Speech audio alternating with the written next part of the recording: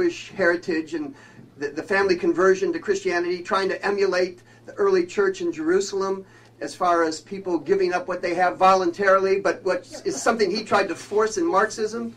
And in evolution, Darwin's thinking, do you believe that you descended from a lower form like an ape?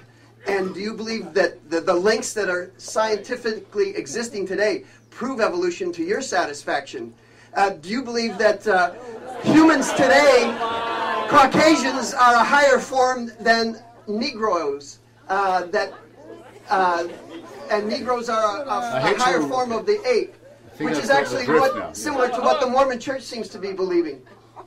I hate to answer a question with a question. You're not seeking the Republican nomination. Because if so, I saw that one of them said that he wouldn't believe that he was descended from an ape, and I thought, that's what they think we think.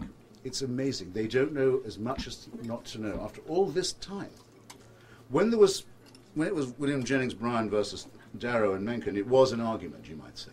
It's not an argument now. Everybody knows. We think we have common ancestors with other primates, as we did with the Cro-Magnons and the Neanderthals. And we're quite lucky to be having this discussion, since 99.5% of all species ever existing on the Earth have begun extinct. Some design, by the way. So, Karl Marx, I can't call myself a socialist anymore. It fell away from me. I found I couldn't honestly say it any longer. But I have a very strong affinity for Marx. Okay, our last question, I'm going to allow one more because it's our first I was just getting my trousers off about Karl Marx.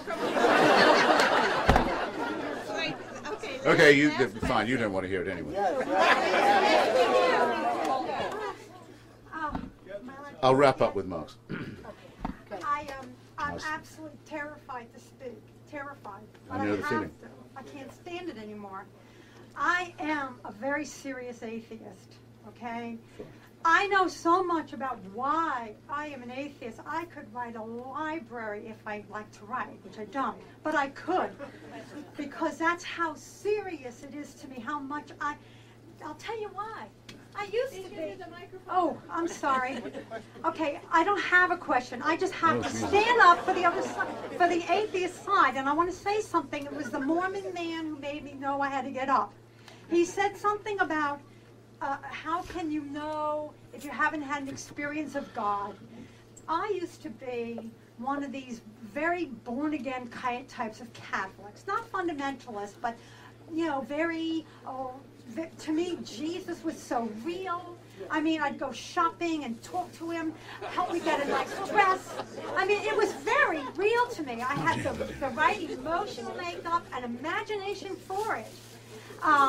And I know what it's like. I mean, I went to Lourdes and Fatima. I used to go to Mass every day. I know what it's like to have what Protestants refer to as a personal relationship with Jesus. I now know it was just an act of imagination.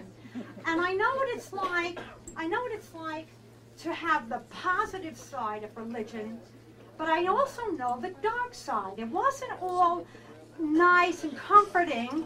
There was a lot of bad downside to it. I didn't know you had to ask a question. She told me she was fake. No, it's just that I just wanted to. Well, no.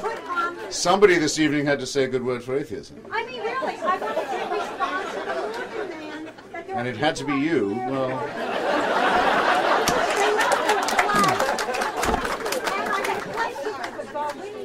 Can't pick your friends. Well, I'm sure a lot of people here do in fact know what you have been through. Is this goodbye, or do I do the Karl Marx bit? They want it. Oh, well, it's in the book. I would say in the list or history or anthology of bogus quotations, there's Dr. Johnson saying patriotism is the last refuge of the scoundrel. You've heard it.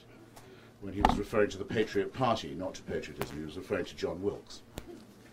As a Tory, he would never have said patriotism was scandalous. You get it all the time. I collect quotations that are dead wrong that everyone believes, but the most salient one in this case, I think, is the belief that Karl Marx referred to religion as the opium of the people, and it would serve as an ending just to show that I do not propose that everyone lives without the numinous or the spiritual or the transcendent.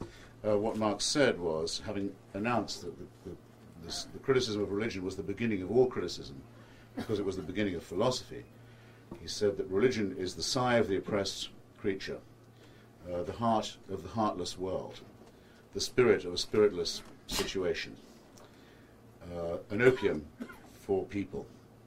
And he added that the demand to give up the illusions in it was the demand to give up the condition that required illusions. And he ended rather beautifully by saying that criticism had plucked the flowers from the chain, not so that we should wear the chain without consolation, but so that we could break the chain and cull the living flower.